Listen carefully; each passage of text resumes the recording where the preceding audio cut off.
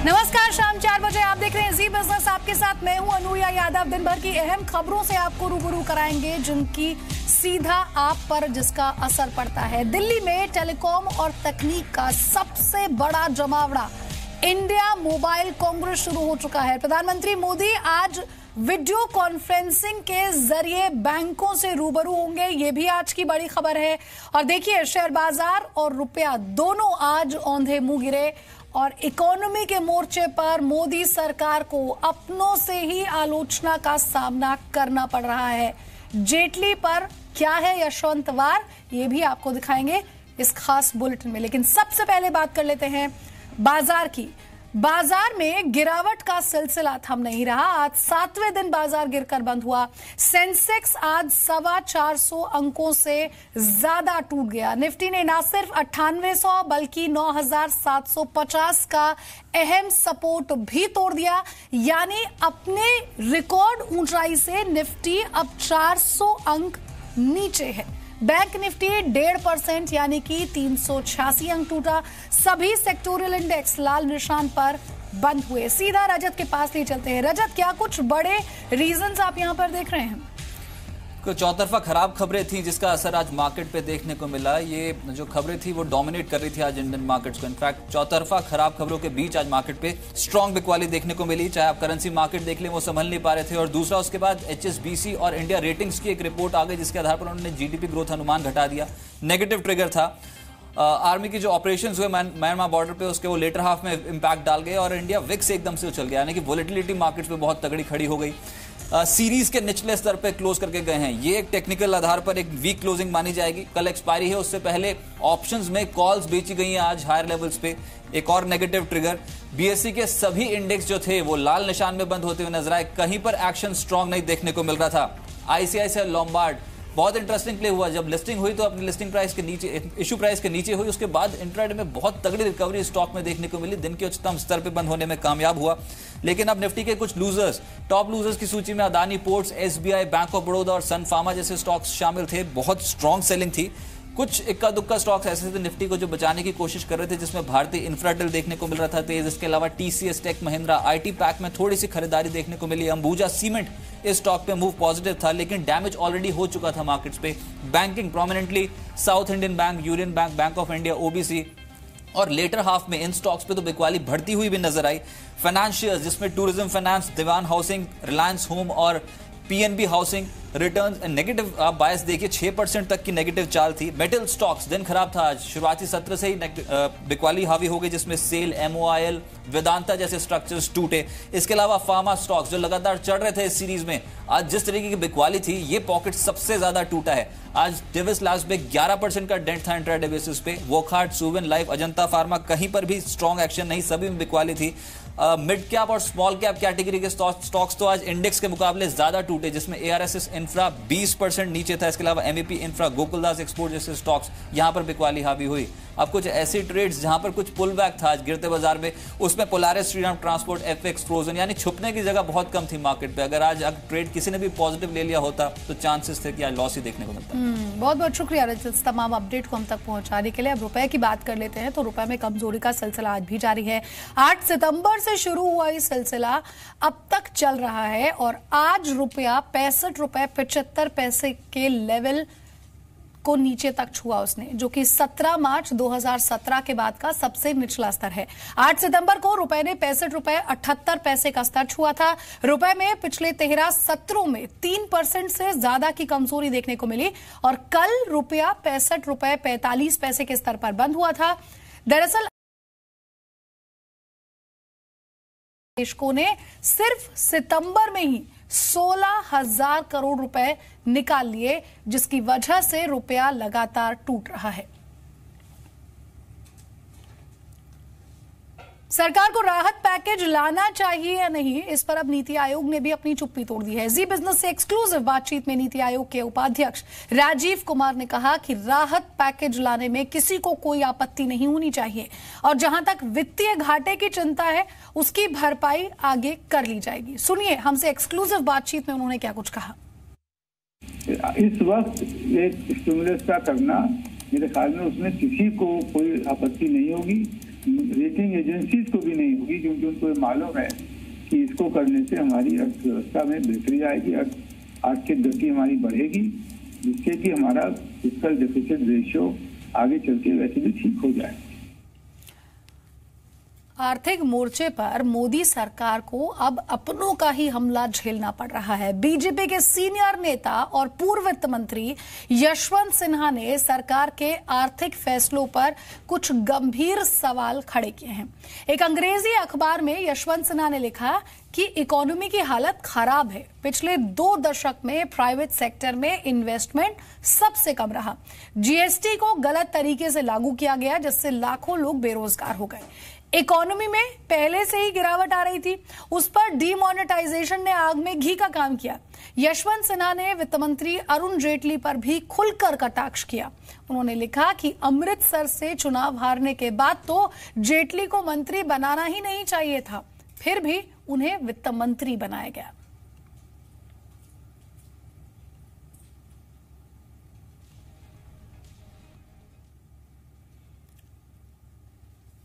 और एक और अहम खबर देखिए, म्यांमार सीमा पर भारतीय सेना ने आतंकियों के खिलाफ एक बड़ी कार्रवाई की।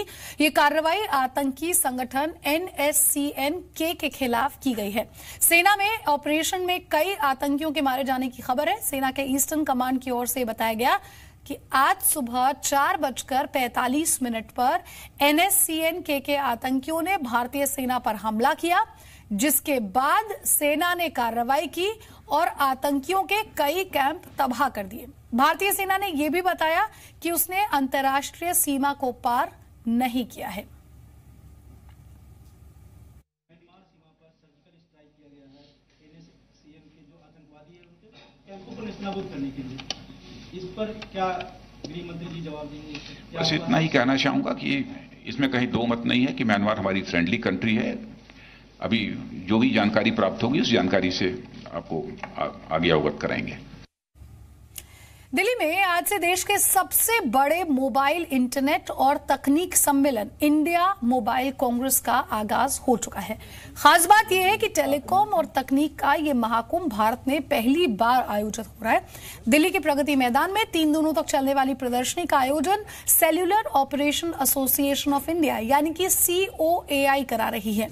चूंकि ये इवेंट पहली बार भारत में हो रहा है, इसलिए देश के टेलीकॉम सेक्टर से लेकर आम मोबाइल यूजर तक के लिए बेहद खास है। इस इवेंट में मोबाइल की फ्यूचर टेक्नोलॉजी को लेकर कई ऐलान हो सकते हैं और इस खास इवेंट में देश के दिग्गज इंडस्ट्रियलिस्ट मुकेश अंबानी, कुमार मंगलम बिरला, सुनील भारती मित्तल शामिल हो रहे हैं।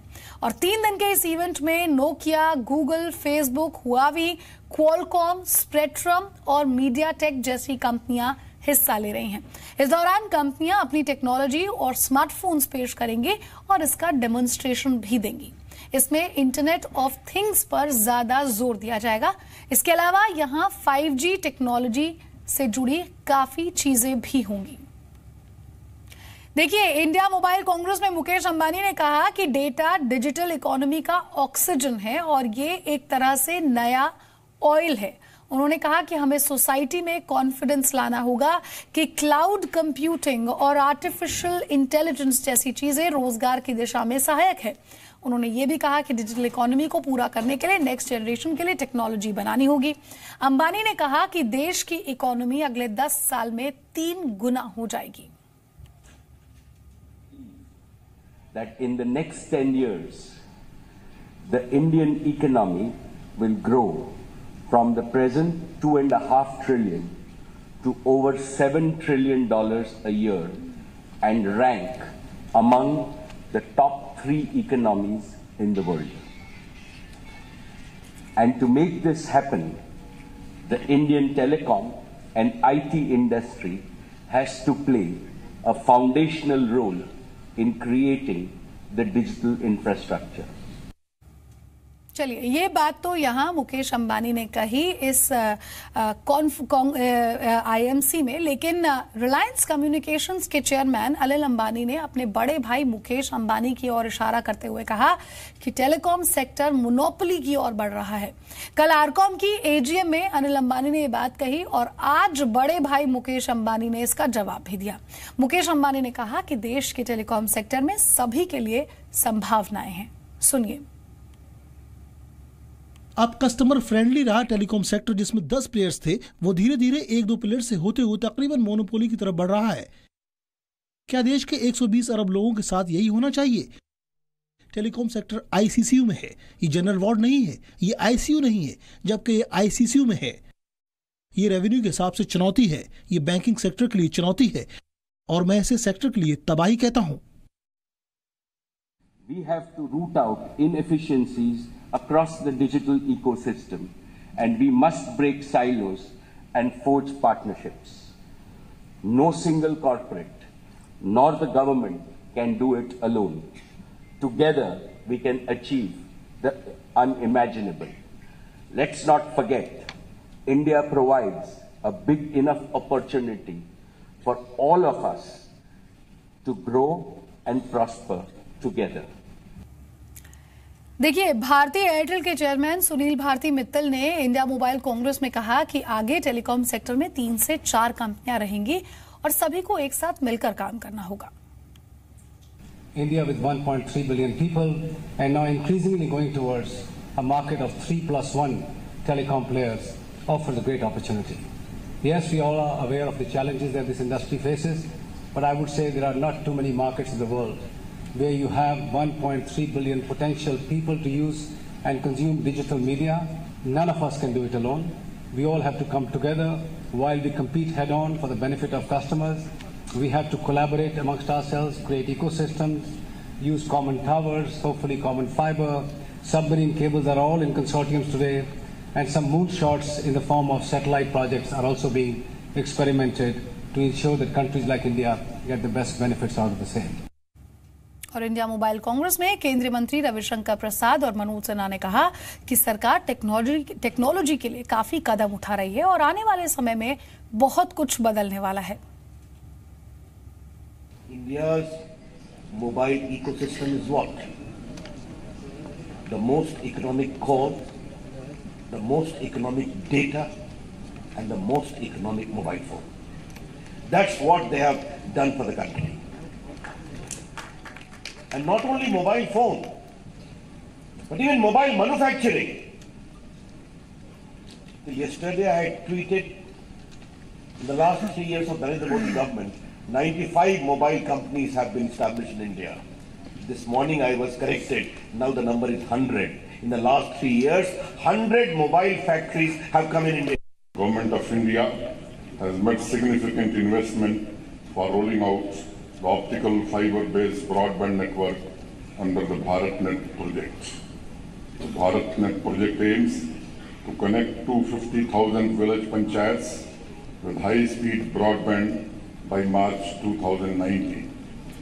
Given the deep correlation between internet, inclusion and economic affluence, connecting the next billion Indians to the World Wide Web is the singular biggest opportunity for India.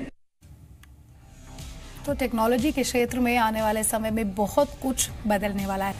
और मानिए या ना मानिए, नौकरियों के लिए देश में 3 सबसे बढ़िया कंपनियों में से 2 सरकारी कंपनियां हैं। जी हां, एचआर कंपनी इंडीड के एक सर्वे के मुताबिक काम करने के लिए गूगल, बीएचईएल और स्टेट बैंक ऑफ इंडिया देश की बेस्ट कंपनियां हैं। टॉप 10 में बाकी कंपनियां जो है उनमें Amazon India, Marriott international, American express, IBM, TCS और हायट है। सर्वे में सैलरी और जॉब सिक्योरिटी के मुद्दे तो थे ही, लेकिन कंपनियों को कल्चर और समुदाय की भावना पर भी आंका गया।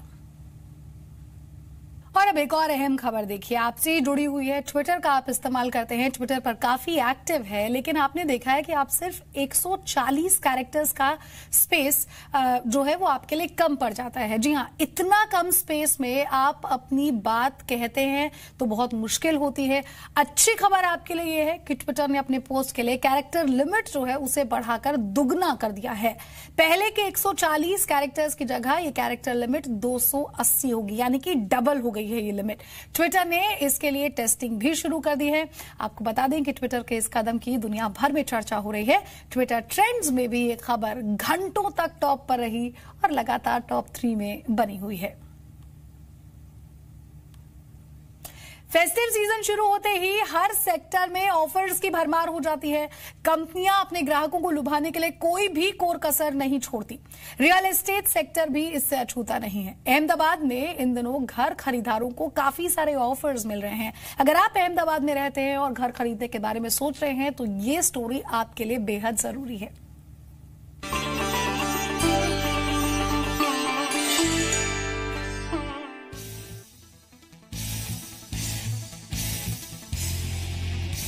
अहमदाबाद के अखबार आजकल ऐसे ही विज्ञापनों से भरे पड़े हैं। फेस्टिव सीजन में ग्राहकों को लुभाने के लिए बिल्डर्स ढेरों ऑफर्स लेकर आए हैं। वीनस ग्रुप जीएसटी के बाद बढ़े टैक्स को अपनी जेब से चुकाने का ऑफर दे रहा है। जीएसटी से पहले 4.5% टैक्स देना होता था, जो अब 12% चुकाना पड़ता है।